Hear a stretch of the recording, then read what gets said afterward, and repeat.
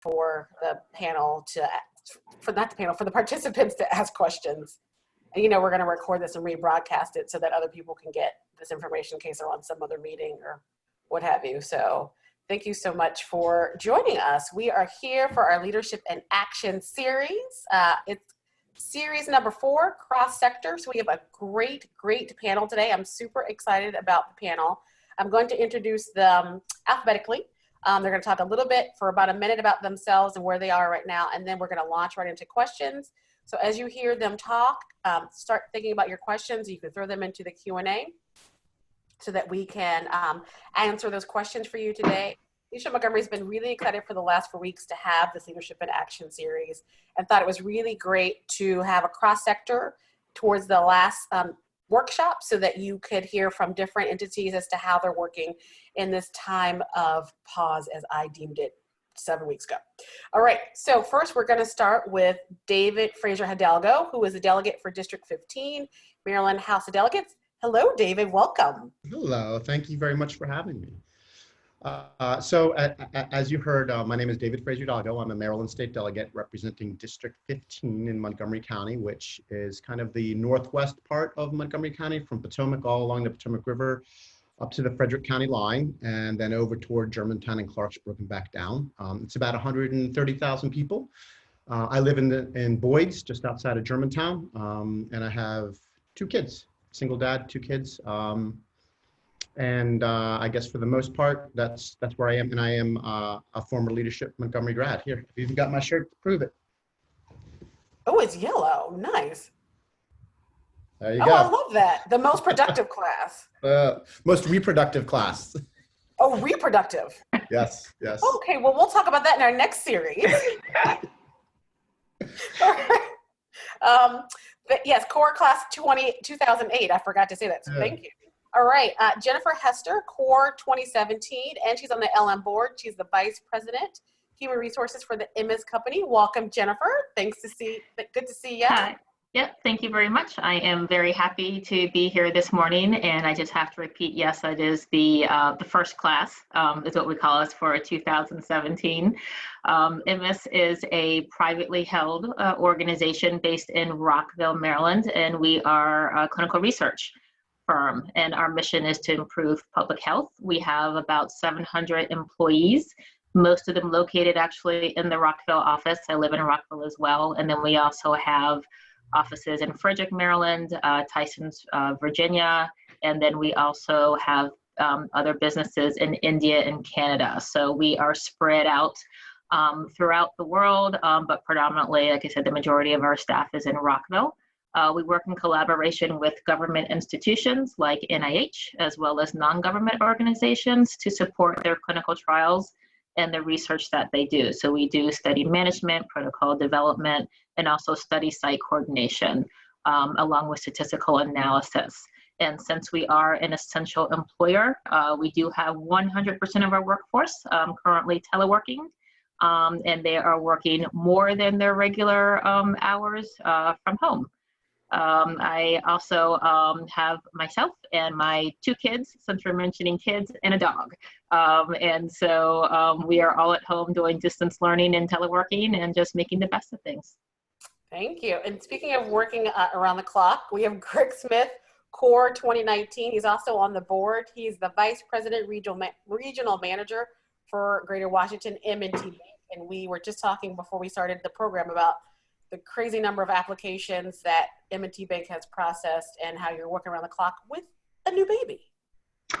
Yeah, so I've been on a 2-month quarantine. My daughter was born on March 2nd, so luckily I was able to be in the hospital for that. But I have a 4-year-old, a 2-year-old, and a newborn, so it's been a very fun quarantine with my wife and I still working. But we're also essential and have been teleworking. I'm the regional manager of our business banking group for Greater Washington. I have 3 team leaders, 17 relationship managers, and we support all of the small businesses for the 42 branches in the Greater Washington market. So been very busy with the PPP loans, with loan deferments, and everything under the sun the last couple of months. But knock on wood, things have been going pretty smoothly, and very glad we made the investments in technology a few years ago to be able to sustain this remote environment. So thanks for having us here. Yeah, thank you. All right, and so now we're going to move over to Michelle Taylor. No relation, but I would be okay with that. She is Core 2013, President and CEO of Beta Associates. She's also the past chair of the Maryland Black Chamber of Commerce Board of Directors. So welcome, Michelle. Thank you, C. Marie. I am delighted to participate in this panel discussion. In my dual roles, I'll first say that I am still a board member of the Maryland Black Chamber of Commerce, and we really are organized to educate and educate, as well as provide networking opportunities for Black-owned businesses within the state of Maryland. My other hat as CEO of Beta Associates, we are a small minority woman-owned firm that has been based in Montgomery County for over 30 years. My mother founded the company in 1988 with the goal of doing well and doing good. And to that end, we provide communications, conference and event management, as well as peer review support services, primarily to government agencies, federal, state, and local entities. And we really strive to help our clients produce materials, messages, and programming that matter. So we do a lot of transformational work as far as improving outcomes among individuals and communities through campaigns, materials development, graphic design, and as well as hosting events. And I just have a fur baby, little Luna, so we go on a lot of walks lately to navigate this challenging time. But again, I'm delighted to be here. Thank you. Thank you. All right, and last but not least, we have Diego Uwaburu, who's class of 2004. I was about to say 14. He's the Executive Director of Identity. Welcome, Diego. Good to see you. Thank you, Marie. Thank you. It's a pleasure being on the panel. So, Identity is a nonprofit organization in Montgomery County that works mainly with the Latino community. So our world has been turned upside down since COVID. The majority of our clients, which around 4,000, lost their jobs within a week or two from due to COVID, and the majority did not have any reserves.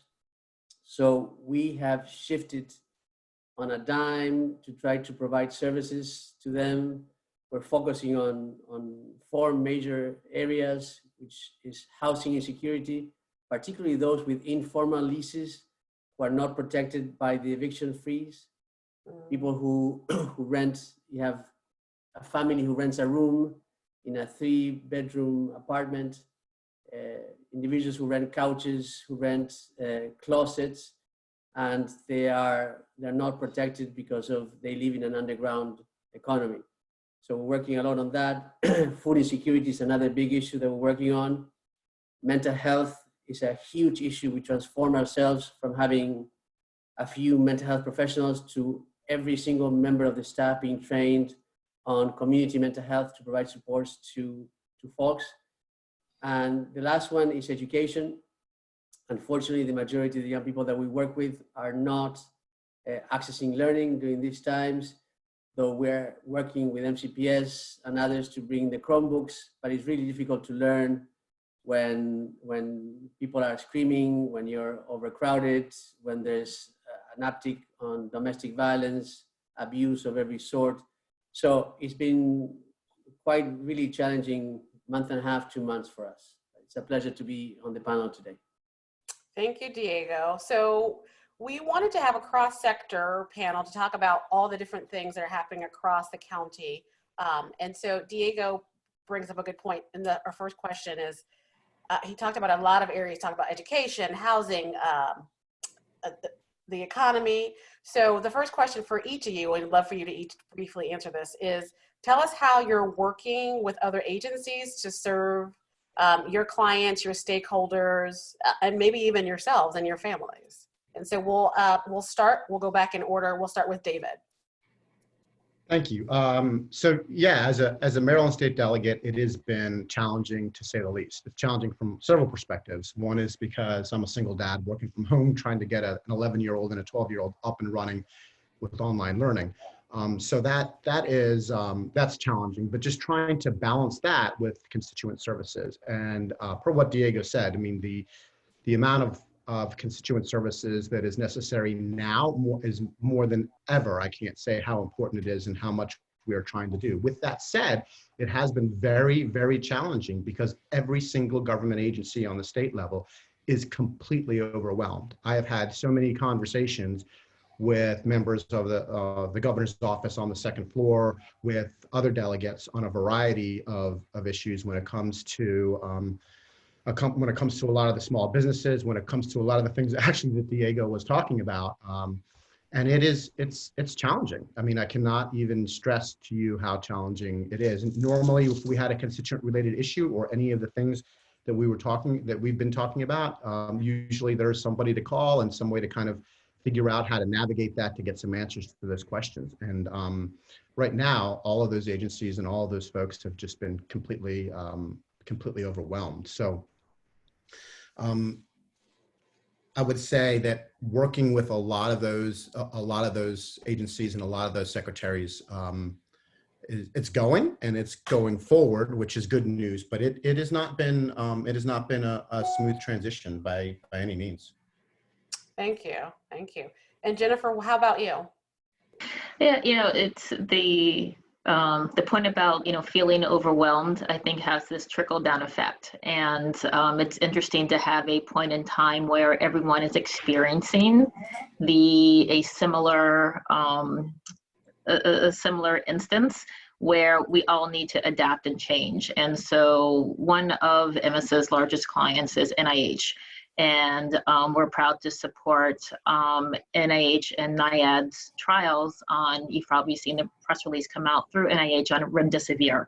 And so MS supported that clinical trial, but that meant being able to pivot and shift as we were moving to a telework environment, as those agencies were also going through what they needed to do to have staff that could participate and to conduct those trials. And so trying to be agile, trying to move staff to an off-site location, basically a home environment to complete data analysis, study management, have those conversations still with clients and able to support that stakeholder. And of course, the stakeholder there is just public health in general. And it's just really shown the importance of being able to maintain those connections and keep those business activities going. As an employer of 700 employees, there were some things and some activities that smaller organizations, we talked about, at first business loans and other opportunities that smaller organizations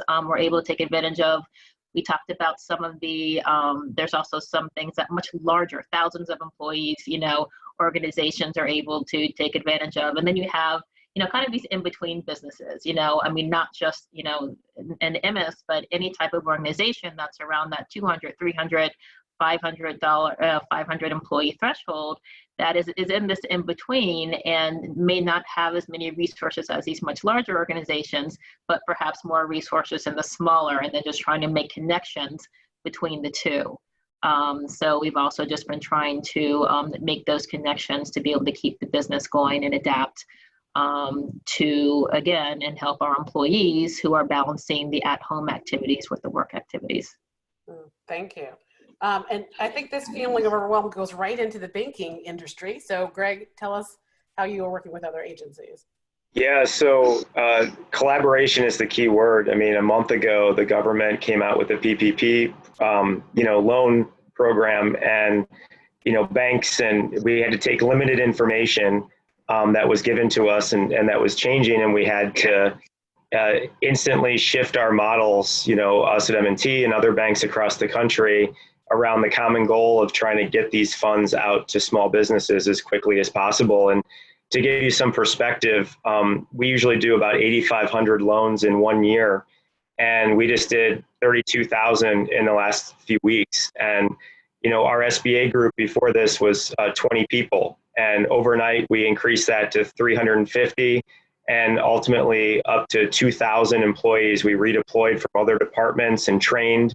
And we were working 24/7 to try to get these loans processed and approved and submitted to the SBA.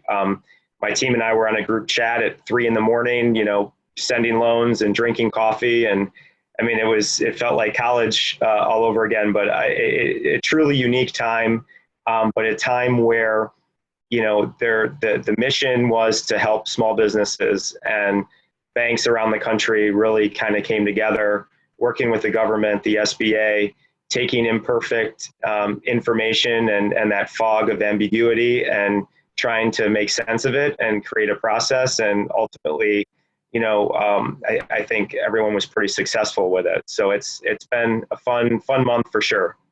Mm-hmm. And speaking about small businesses, going back to Michelle and talking about how your business is doing and how you're working with other folks, talk to us a little bit about that.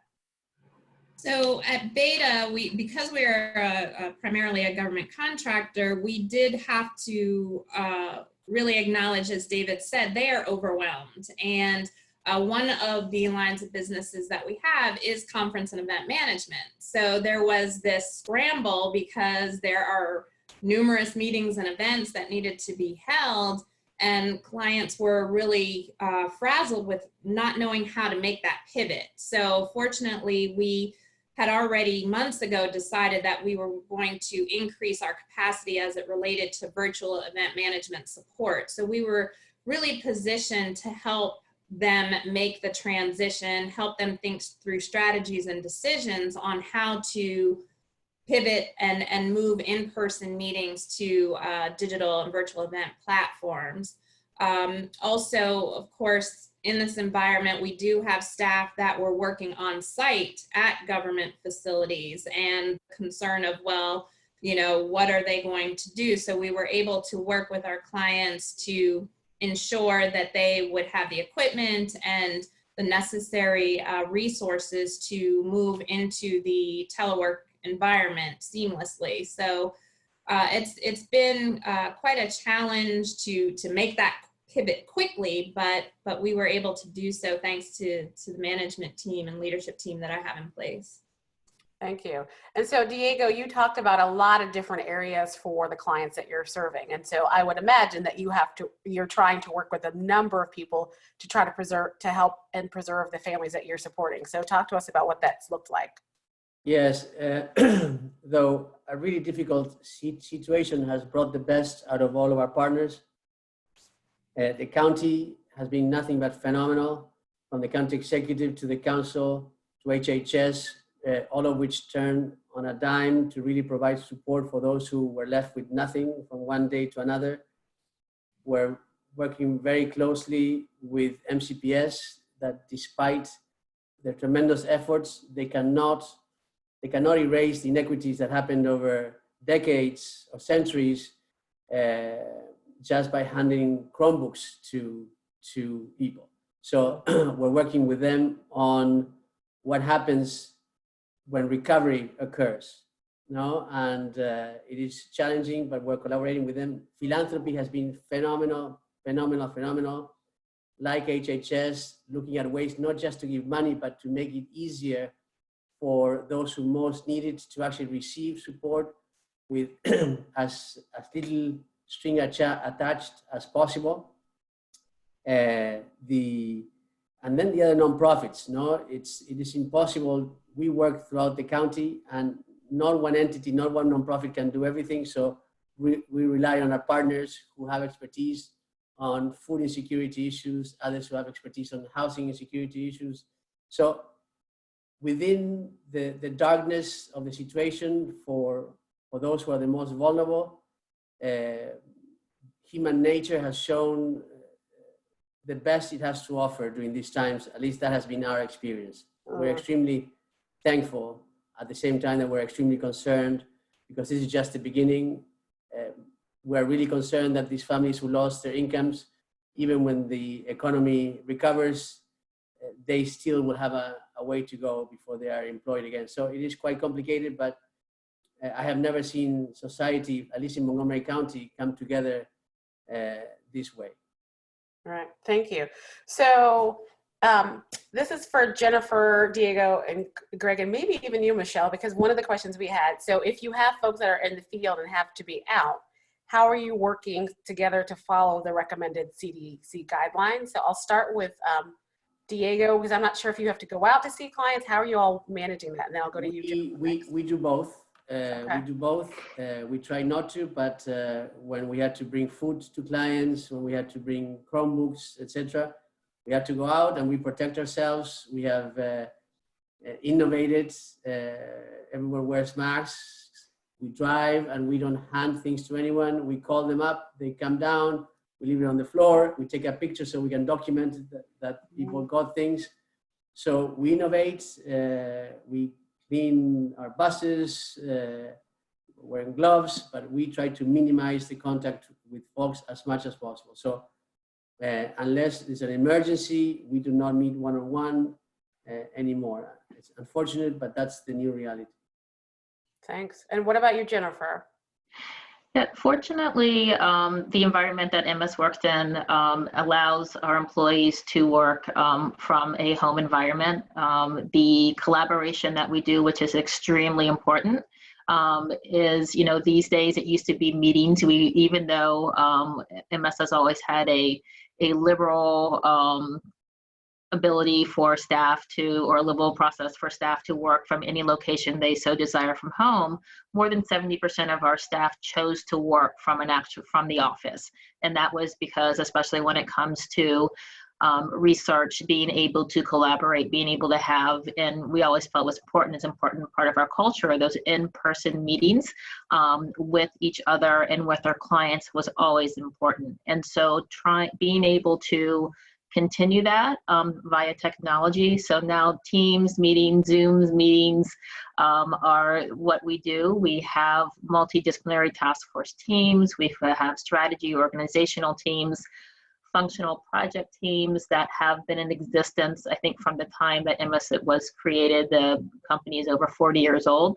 So it truly became imperative for us to find ways to continue that through technology. And with the development of just our footprint throughout Maryland, so to Frederick, and then to Tyson's and worldwide, we implemented those technologies along the way that kept us in contact with one another, and therefore for us engaged. And so we have just further leveraged those to use all of the time. We started prior to, and we've just used that more. And the other pieces that's extremely important to us, of course, is that community service, public health aspect. So while we're nonprofit, our mission, which is improving public health, the way that we continue to engage our employees is through service through our community. And so trying to also leverage those technologies when we can to participate virtually in any type of activities that would be community service oriented with those nonprofit partners that we have. So there's been virtual races, there have been virtual walks, there have been education sessions, and also some other virtual opportunities that we have also tried to use technology so that we can continue that piece as well, because that engagement and being able to continue that sense of collaboration is extremely important. Thank you. And so Greg, talk to us a little bit about how the bank is working to follow the guidelines. Yeah, I mean, this is totally new to us. I mean, we have not been an organization, and I think banking in general, where folks are usually working from home, at least in the front end sales force. So we've had to embrace technology, a lot of collaboration with our operational partners. So instead of having to maybe get physical loan signatures using DocuSign, virtual notaries. We've had a great, the retail staff and leadership has been amazing. So the branches have remained open, utilizing the drive-through, also the lobbies by appointment only, to try to reduce the flow and everything in there. So it's been, I think we've been talking about utilizing technology for a long time, and we've made investments, but this whole pandemic really expedited that time frame. And if you were to tell me 4 months ago that we would be able to remotely close and fund a loan I would tell you you're crazy. And we're doing that now. So I think, not only our bank, but banks across the country and financial service, providers, this is going to change. And I think there's actually going to be some very good changes for the consumer. Unfortunately, what we're seeing now is a lot of fraud, and that's really disappointing. It's like kicking people when they're down, and but unfortunately, that's just something that we're going to have to continue to deal with and be hyper aware. So, I'm definitely telling clients more than ever to make sure that they have the fraud protection services and, paying attention to balances and checking twice on wire transfers, because it's a very different environment for a lot of different, businesses, and we just have to be careful. Yeah. Yeah, it's a shame when people are trying to take advantage of situations like this. So, Yeah. Michelle, I want to pivot over to you, because one of the things that Greg just talked about is when we return, you realize there's a lot of things you could have done differently that we'll now start to do differently. So have you thought a little bit about how do you envision a safe return? I'm just going to call it a safe return. I'm going to stop saying normal, because it's not normal to wear a mask to go to the grocery store. That is not. Yeah, I'm glad you said that, because as I thought about the question of returning to normal is so subjective. And, as I look around, as you're saying, people in masks and, the social distancing and not being able to be with your family, that's just not normal. And then when you really look at how we've had to pivot as a society and some of the things that we've done to remain connected, because, even though we're practicing social distancing, that does not mean that we have to disconnect. So the way that we've been able to really pivot, stay engaged, I've been looking at, well, what was normal before? Mm-hmm. And, families are coming together in different ways. Employees, the way that we gather as a company, we are a diversified workforce. So we were already prepared in this virtual environment to telework, to communicate using technology. So for us, it has actually brought us together in a different way. We're closer, we're more connected because we have the use of technology on a more frequent basis. But as far as returning to normal, we are rethinking and retooling some of our business solutions, simply because from a strategic planning standpoint, some of the things that we had set out to do may no longer be applicable or relevant. So we've had to really rethink some of our business solutions and how we may need to do business differently. What are some of the business solutions that we can offer our clients that address very serious needs? We are also in the public health space, much like Jennifer and Diego. I feel for you, and I just applaud your steadfast commitment to serving families. So we're really looking at, as we return to whatever this new is going to be, what can we do as a company to help, government do better, looking at public health and the disproportionate impact. This is a disparity that has existed a long time, but now the conversation that can be elevated, and really working with government to see how we can do things differently. And lastly, our employees are our biggest asset. So my priority is to do, as the leader of the company, what we have to do to ensure the safety of our employees first and foremost. So we're not really interested or entertaining the idea of rushing back into office spaces. Of course, we will work with clients where our staff have to work on site, but we really are most interested in protecting the health and safety of our employees. Yeah, thank you. And so, David, we're going to pivot over to you, because you talked about the challenges and how overwhelming it was. And so in this return, as I'm calling it, what do you envision it in terms of a safe return? So from a couple perspectives. One, as I'm sure many have seen what the governor's plan is, I think what we're going to see is a very slow and methodical, one section of society or two or three at a time, to just kind of get a baseline and see how we react and see what the tests come back with and see where we're, maybe peaking or not. So that'll be slow. And I think that that's probably the best way to go when I see what's going on around the country. I'm actually very proud of the way Maryland has been leading.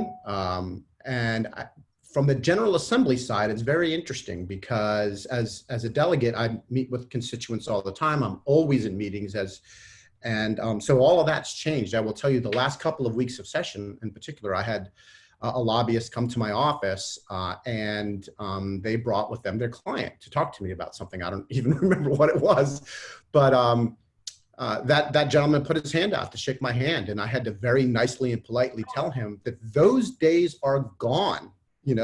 Those days are gone. There is no more handshaking. And the last couple of weeks in Annapolis, we were just trying to get through the budget because there's a couple things we have to do constitutionally. One is really funding education, but the other piece is balancing the budget. So as we were trying to get the appropriations committees, both on the House side and the Senate side to get through, we were sitting there, 141 delegates, shoulder to shoulder, sitting there. And the Senate was as well. And I will tell you that a vast majority of us were thinking, can we please get this budget done as quickly as possible? Because it just takes one person to come into that chamber. And there's going to be 150 or 160 people that are going to be in a really bad strait. So we managed to get out. We got out. This was the first time since the Civil War that we adjourned sine die early, 3 weeks early. So that begs, like, what is the new return for society and what is the new return for the General Assembly when it comes to committees? And I know that we're trying to figure out, like, how do the committees come back together? How does the General Assembly come back together for the 2021 session?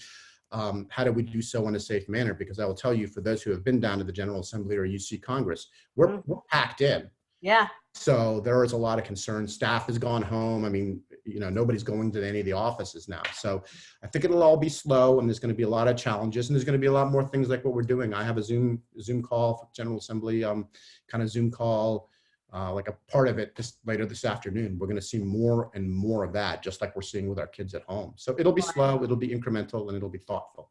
Yeah, and so I'm hoping that it's very thoughtful. And as people are thinking about the return, I keep pointing out there's some of us, or I shouldn't say us because I actually have been blessed to be home for the last 8 weeks, who have not been home, right? Who had to stay on the front line, who've been working in the grocery store, who's been working at whatever, at the hospital the entire time. And so I think it behoove the rest of us to take all of the precautions to protect the folks who have been out the entire time. So I'm always trying to lift that up for people to think about the folks who are at the grocery store working every single day.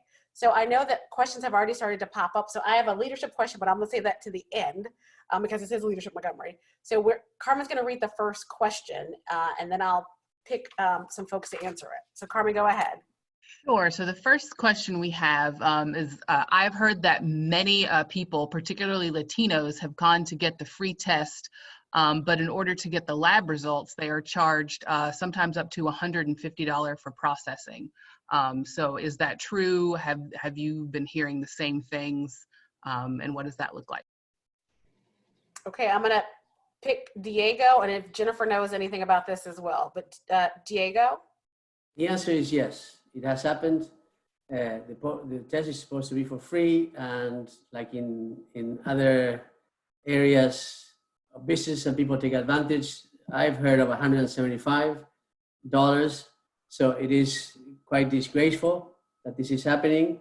And the biggest issue is that when something like that happens, the rumors run wild, and it discourages other people from getting tested.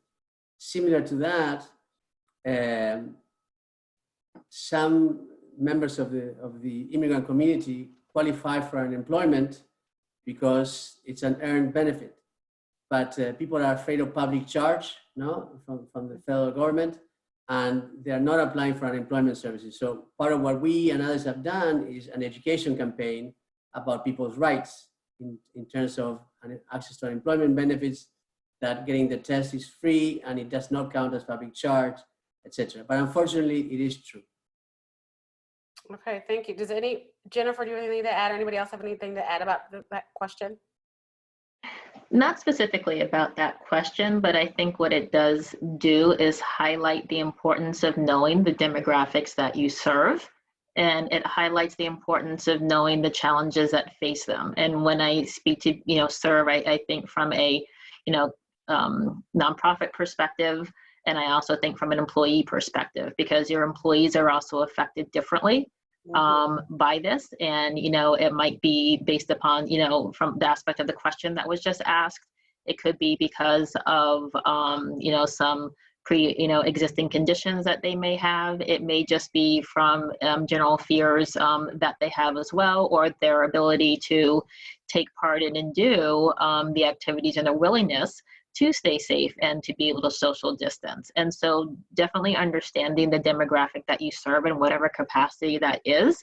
And I think that it goes a long way. I know MS just put out a survey to staff to understand what their challenges are from a productivity standpoint, tools and resources, to even getting their thoughts and feelings about just their desire to return to work. What is their comfort level? And even in, trying to make sure that all of our staff, we are a company full of scientists, but we also have people who are not scientists. I'm one of them, and so does everyone understand the symptoms that go along with COVID, the importance of staying home and isolating if it happens, and even having the mechanism to assess your symptoms. Do all of our staff have, for instance, a thermometer?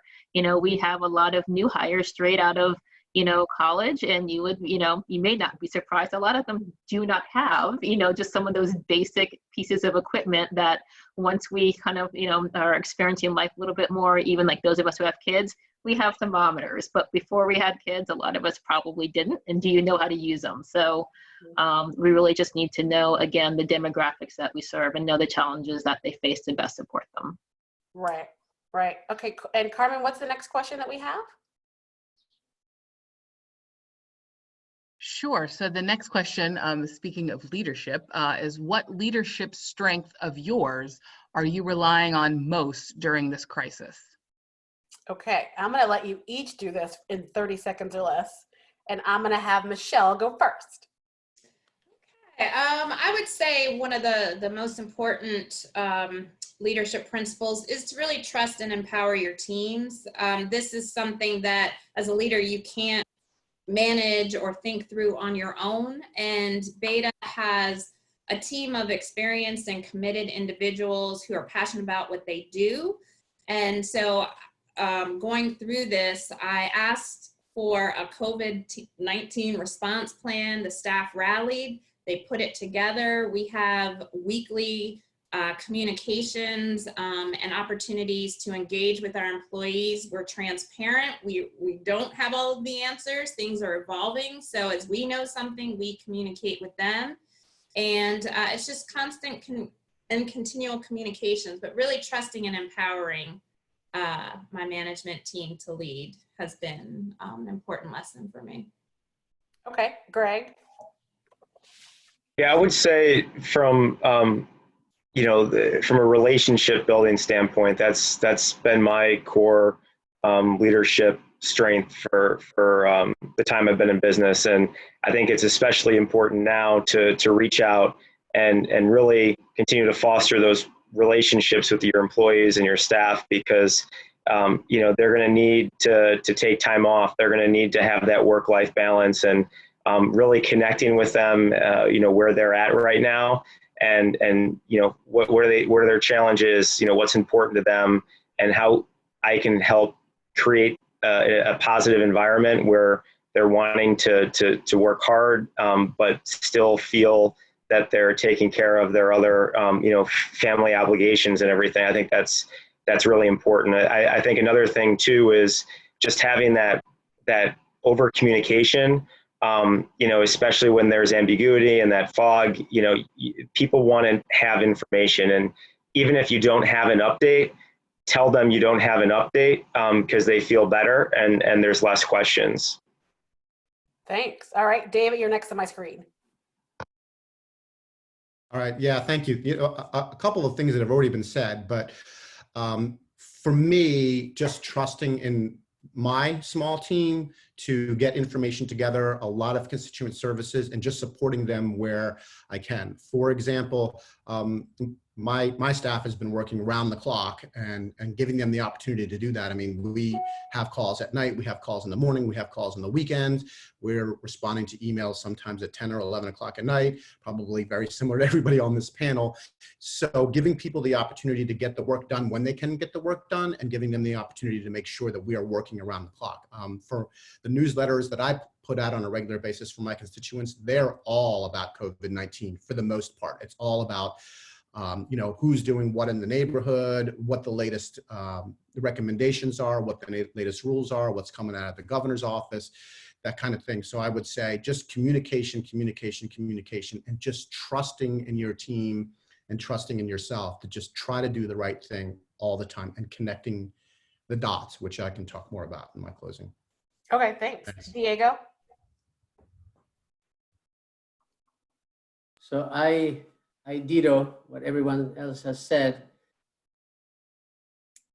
I think unlike most of you, we have had to change our services, not just change the mode in which they were provided, but change our services to meet the needs of the community.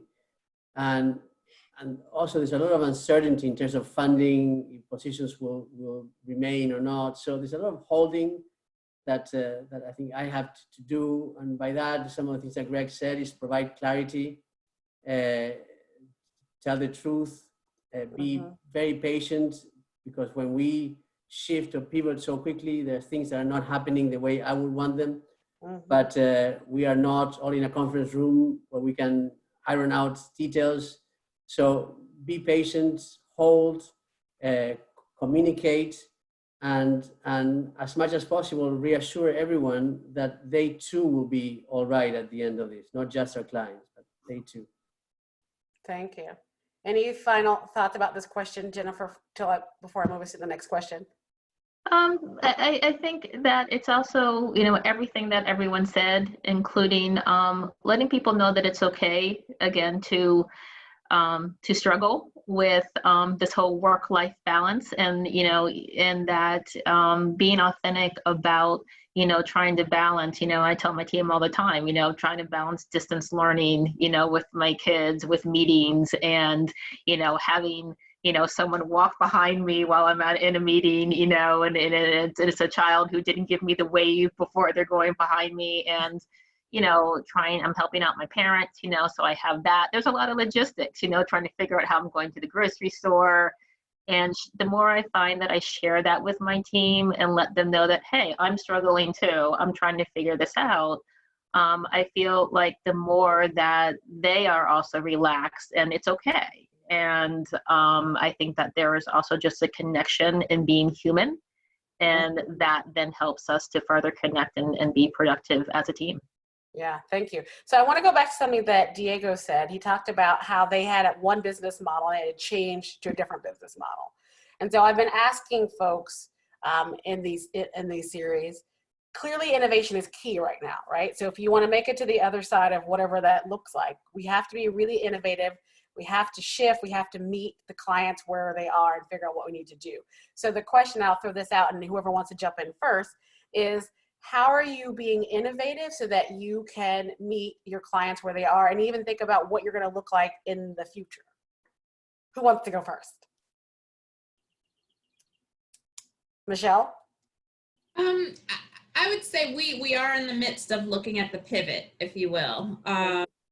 Because again, we have on-site, in-person events and meetings, we have definitely had to rethink that, because we're going to be in this environment for we don't know how long. So we really are utilizing the technology platforms, the virtual event space. Fortunately, months ago, I had the presence of mind. We now have a digital events strategist on our team. So he has been, I don't even know how we need to clone him basically, because we have had so many calls from companies just saying, how do I do this? What do I do? So one of our shifts in business model is really looking at how to engaged, but differently, because we're not going to have the opportunity to have large gatherings for quite some time. So utilization of technology is definitely one area where we have expanded quite quickly. Okay, thanks. Anybody else want to join into that question before I go to the next one? I'll pop in real quick. Okay, sure. I guess two things. One is, one of the things that we've been doing, which I know everybody has, is a lot of Zoom calls. We've had several town halls now where they're just Zoom town halls with 100, 150, 200 people, which has been really great from a variety of perspectives. So obviously it's not in person. And secondly, you know, I think that an organization that I've been working with a lot is BlackRock Center for the Arts in Germantown, and they have done an absolutely fabulous job in pivoting. They have pivoted to the point now where it's an arts organization. It's where my daughter does ballet, and a lot of people do a lot of art-related things, theater. And they have pivoted to make an up-county food hub where they are just taking in food and then redistributing it to the needy communities. And I think that is a spectacular way of pivoting. That's a spectacular example. Thank you. Yeah, Diego. I just want to add something that is common to all of us, which all of us have constituents, clients, whatever you want to call them. And I think any good business leader understands that in order for your business to survive, you need to continue to meet the needs of your clients, whatever those are and wherever that takes us. And I think that's a universal truth for all of us. Thanks. All right, so we have a question in the queue box, and apparently I think it's for you, David. So here you go. All right, so the question is, should a person get tested for COVID-19 even if they are asymptomatic?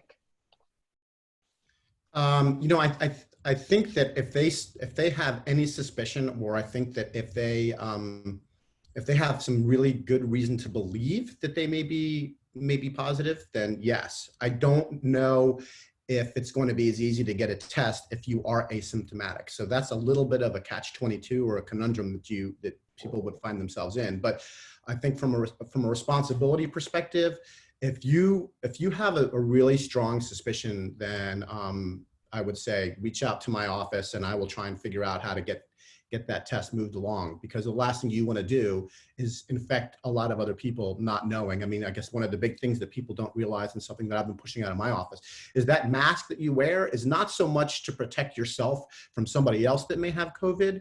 It's to protect those other people from you if you have COVID. It's like 75% more effective as opposed to 5 or 10% on the other side. So you really want to try to think about other people as much as you possibly can. And I'm happy to help with that. Thank you. Anybody want to jump in before I ask the next question? Okay.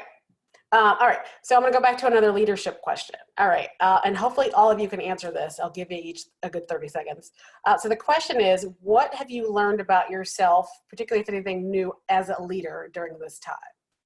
So let's start with Greg. Well, I was going to pivot to the work-life balance. You know, with the 3 kids and the, you know, my wife and I both working, I think the thing that I've learned, thanks for picking me to go first. I would say that, you know, I've been pretty impressed with remaining very even keeled throughout all the uncertainty and, you know, not having the clear answers. I think I'm very used to having, you know, black or white answers and maybe discerning that gray area from time to time. I don't think I've ever been in a business environment where it's been this kind of crazy and foggy. So I've been really impressed with, you know, my team and me in terms of how we've been able to take limited information and make, you know, decisions based on that. You know, sometimes they're the right decisions, sometimes they're not, but you know, we're still trying to be as decisive as possible. Okay, thanks. Jennifer? I think this goes back to what I said about, you know, being authentic and speaking to your own challenges. You know, we try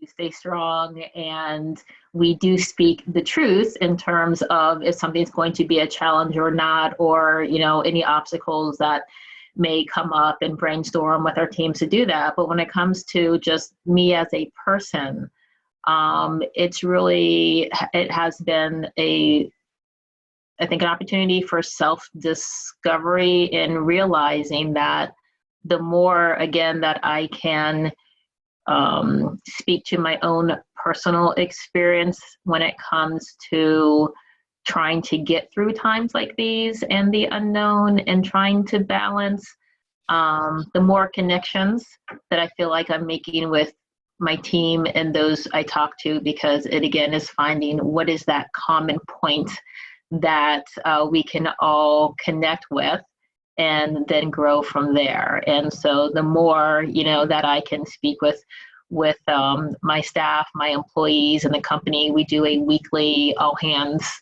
meeting where over 90% of the company is online. And it's all about business and how things are changing, how we're going to respond to, COVID with social distancing and the reintegration plan. But I always start my conversation with, this is what's happened to me these last 2 weeks or this last week. And this has been my challenge. And, and I think that it helps. And it just lets people know that we're not in this alone. Yeah, thank you. David, what about you? So a couple things. I was just taking some notes. I would say the one thing that I've learned, and I try to practice this throughout my life, but this is more important now than ever, and that is to worry about the things that you can actually control. In other words, there's a lot here that we are unpacking minute by minute, second by second, day by day, that we can't actually control. So I don't spend a lot of time. I try not to spend a lot of time thinking about what I can't control. I think about what I can control. How can I keep my kids moving forward? How can I keep doing my job? How can I be effective? And I think that is a really big piece. The other leadership piece now more than ever is that there has always kind of traditionally been some friction between the General Assembly and the governor's office. Whether that's the same party or not, doesn't matter. There's always going to be some friction. And with that said, one of the things that I've learned, and I think a lot of legislators have learned, and that is when to get out of the way. And right now, I am doing everything I can to support the governor and just stay out of his way. I think he's doing a really great job given crazy circumstances, and how to just back out and say, okay, what can we do to help? And that doesn't mean we don't criticize or we don't try to help. I mean, I constantly have phone calls in the governor's office asking for help or pointing out things and what can we do? It goes both ways, but really how to get out and stay out of the way, I think is a really important piece. And then just the new normal of juggling, working from home. So those are the big things. All right, thanks. Michelle, what about you? So for me, I would say one of the biggest lessons, it's not new. It really came to mind during this, and that's preparation. My mother used to say, don't panic, just prepare. And as Beta's founder, that really became part of our culture. And so I can remember back in like mid to end of February, there was this email that just popped up from the county small business office saying what your business needs to know about the coronavirus.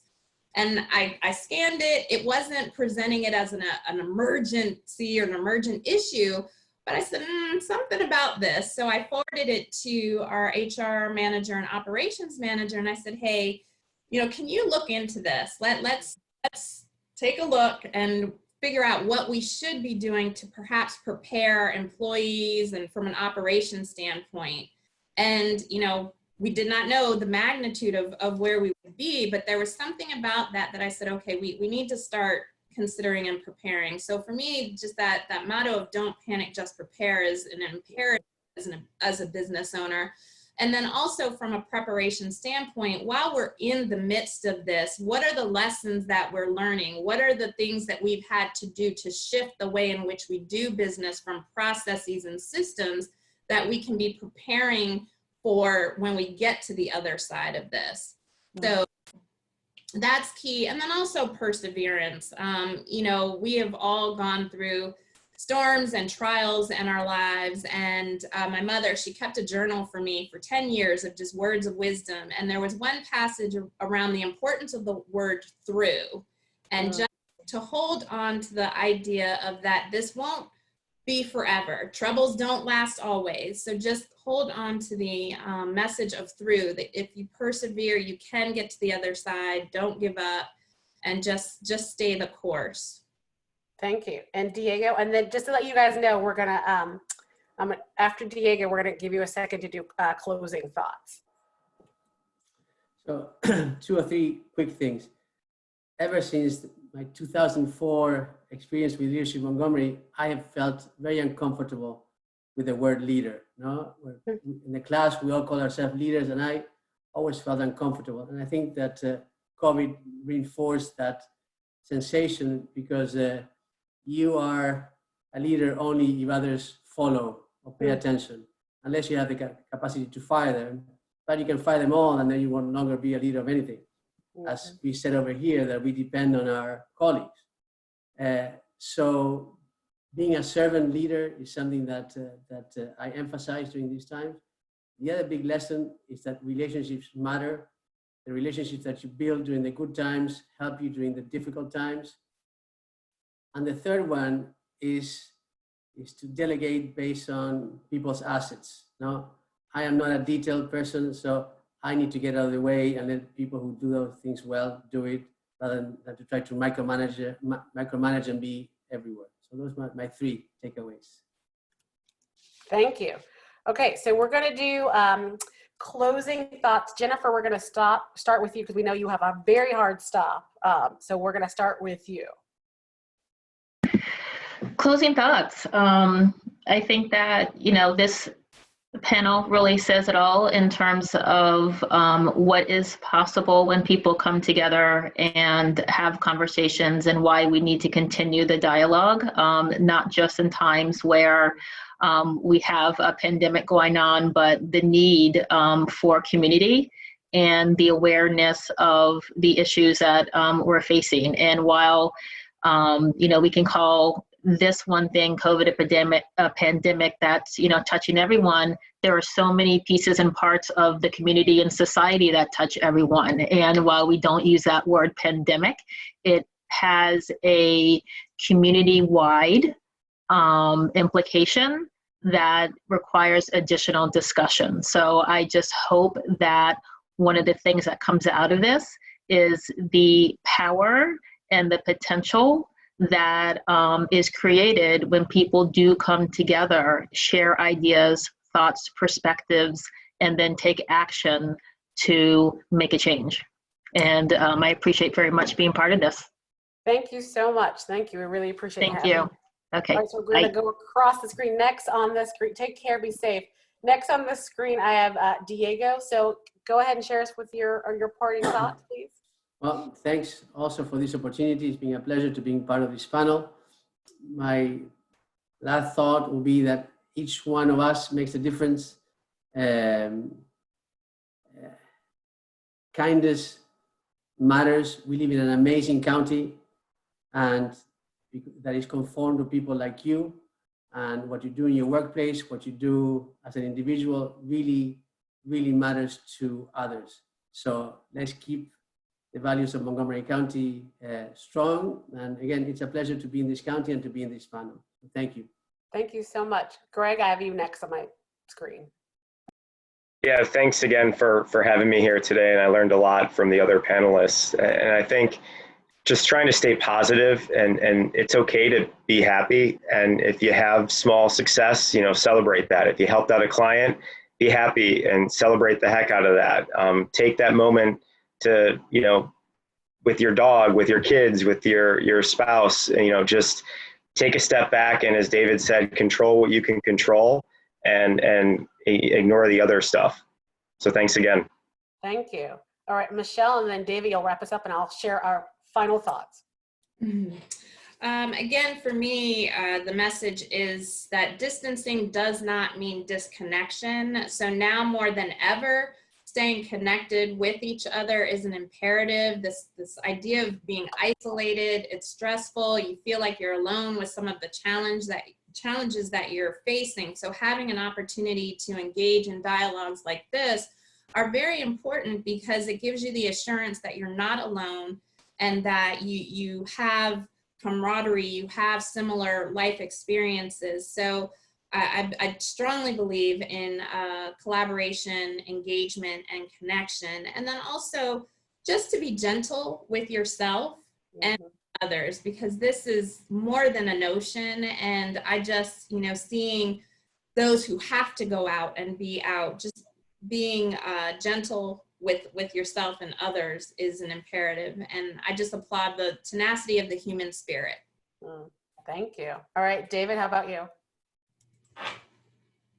So I think that the important thing for people to realize, and that I keep realizing, is this old saying that this too shall pass. And we will learn the lessons from this. We will move forward as a society. And I will say, based on what everybody has said, I've learned so much on this panel discussion. And one of the things that I think is important is that this society, generally, everybody is good in trying to come together. So it's not like The Walking Dead or any of these things where everybody splits apart and everybody goes to these factions. What you're seeing is people figuring out how to come together and how to help each other. And that's a beautiful thing. That's a silver lining. You know, more and more people are putting in gardens. More and more people are volunteering where they can and how they can. And I think that's a beautiful thing. And I think just moving forward, people need to take that with them. Try to learn as much as you can about this virus so that you can protect your loved ones and yourself as much as you can. That's what I'm trying to do. And I'd like to think I've had some success with it. It's hard. It's not easy, but this too shall pass. And we will get through this together. Thank you. Agreed. Thank you. So I'm going to try, this is what I've been trying to do with all of these series, is give a quick recap of the highlights that I heard. So here are the top 9 that I wrote down. Over communicate, acknowledge when you're overwhelmed, it's okay. Collaboration is really key. Flexibility is also really important. Trust in your team. Tell the truth all the time and be patient with folks. Know when to stay out of the way. I thought that was a great one. Don't panic, just prepare. Persevere and see your way through and focus on the through. And finally, I think this one's really key and quite crucial to Leadership Montgomery, which is why we're doing this panel. Relationships matter, right? So we are trying to stay in relationship with all of you all through the Zoom, I call it the Zoomer, and in these collaboration ways. So we appreciate you on the Zoom who watch this, who'll watch it later, and we appreciate the panelists, and we just appreciate everyone who is working really hard to keep us in this space. So I thank you. I hope that somebody was fed for this. I certainly was. And I hope you have a great afternoon. Take care. Thank you. All right. Bye-bye. Bye-bye.